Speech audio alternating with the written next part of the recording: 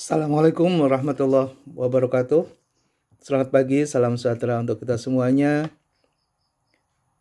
Dalam suasana seperti ini, rasanya kita bisa belajar dari rumah, dari kantor kita, atau dari tempat-tempat yang relatif lebih secure, lebih safe, untuk menghindari kondisi yang tidak kita harapkan. Baik, mudah-mudahan semuanya dalam keadaan sehat walafiat, sehat semuanya. Kita akan mulai pembelajaran lewat e-learning ini dari mata kuliah kita, studi kelayakan bisnis. Dalam kesempatan ini mungkin kita akan belajar kurang lebih antara 5-7 menit ke depan. Mohon maaf saya pakai santai aja karena saya di rumah. Baik, saya akan menjelaskan tentang studi kelayakan. Studi kelayakan ini sangat diperlukan sekali oleh para pelaku bisnis atau calon investor, pemerintah, atau pihak-pihak yang memerlukan informasi tentang layak atau tidaknya suatu ide dan gagasan bisnis untuk dilakukan.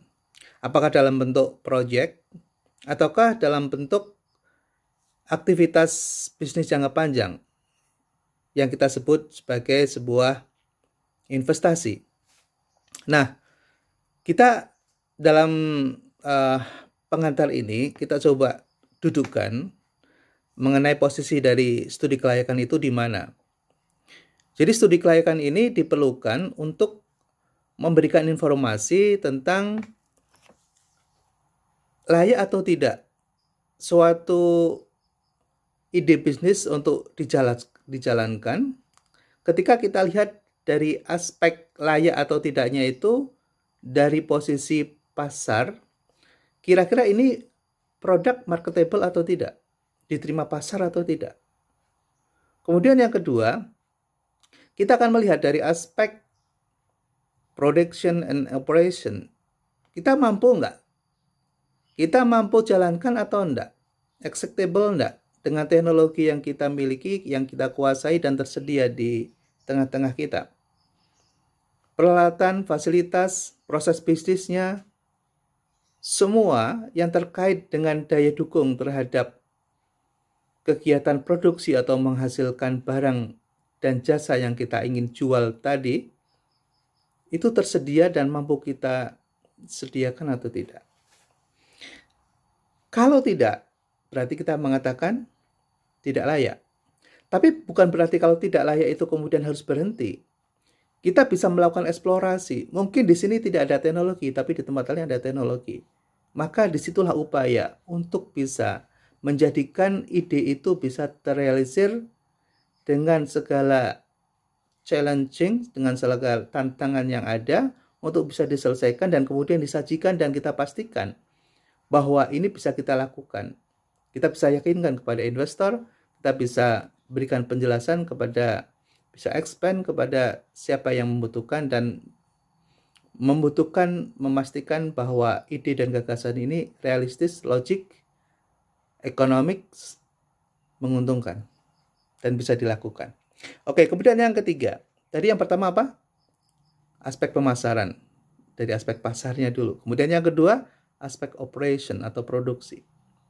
Kemudian yang ketiga, dari aspek SDM, human resources. Kita akan bisa mengatakan bahwa ini layak untuk dilakukan ide ini kalau ada yang capable untuk bisa melakukan. Orangnya, kualifikasinya seperti apa? Struktur organ atau struktur pelaksana dari proyek ini seperti apa? Bagaimana tupoksinya? Tugas, fungsi, dan wewenang yang akan kita bangun dalam sebuah struktur organisasi itu seperti apa? Kemudian kita jelaskan job description-nya. Kemudian kita bisa jelaskan kira-kira membutuhkan biaya berapa untuk menyusun struktur ini dan kemudian struktur itu menjalankan tupoksinya sesuai dengan tugas yang kita sudah desain. Kemudian yang keempat.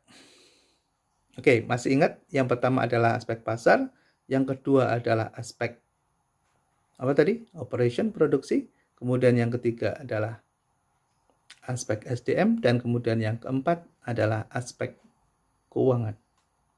Ini penting banget. Jadi semua dan analisa yang kita sudah lakukan dari aspek 1, 2, 3 tadi, ujungnya ada di aspek keuangan. Kita akan memberikan, mengeksplain, menjelaskan berapa kebutuhan modal dan dana untuk bisa menjalankan proyek ini, menjalankan bisnis ini. Kebutuhan untuk kegiatan marketing, kegiatan untuk menyediakan fasilitas sarana prasarana di operasional, kemudian untuk membiayai orang, yaitu di SDM tadi. Berapa totalitinya, dan kemudian kita akan susun dalam bentuk neraca, karena di situ akan memperlihatkan mengenai struktur permodalan kita dan aset yang dibutuhkan. Kemudian yang kedua, kita bisa analisa sesuai dengan estimasi pasar tadi, apakah ada keuntungan atau tidak. Di situ kita akan menjelaskan tentang laporan laba ruginya. Kemudian kita lakukan projection-nya, mungkin 1 tahun, 2 tahun, dan seterusnya. Kemudian yang terakhir adalah kita bisa melakukan analisa kebutuhan modal dan kemudian kita menjelaskan cash flow-nya. Nah, dari situ kita akan bisa melihat tentang kesehatan bisnis kita yang kita mau jalankan ini. Dari aspek apanya? Liquidity-nya, solvability-nya, profitability-nya. Kemudian tingkat balik modalnya. Kemudian dilihat dari NPV-nya, apakah minus atau plus. Dan kemudian tentunya kita akan melihat tingkat pengembalian. Ya, rate of return-nya berapa. Nah, disitulah yang kemudian kita akan bisa memberikan sebuah kesimpulan dan rekomendasi bahwa bisnis ini layak atau tidak. Itulah fungsi dari studi kelayakan. Nah, saudara sekalian, silahkan dipelajari secara detail, ya, urutan langkah demi langkah yang sudah dijelaskan di dalam slide 1. Ya, di dalam slide 1 silahkan dipelajari dan nanti kita bisa ukur sejauh mana kita menguasai pemahaman tentang studi kelayakan dalam pengantar ini. Demikian, silahkan pelajari, ada buku saya tentang studi kelayakan yang bisa dijadikan sebagai referensi untuk memperdalam lebih jauh mengenai apa yang tadi saya maksudkan di pengantar ini. Terima kasih, selamat belajar dari rumah. Assalamualaikum warahmatullahi wabarakatuh. Salam kompeten.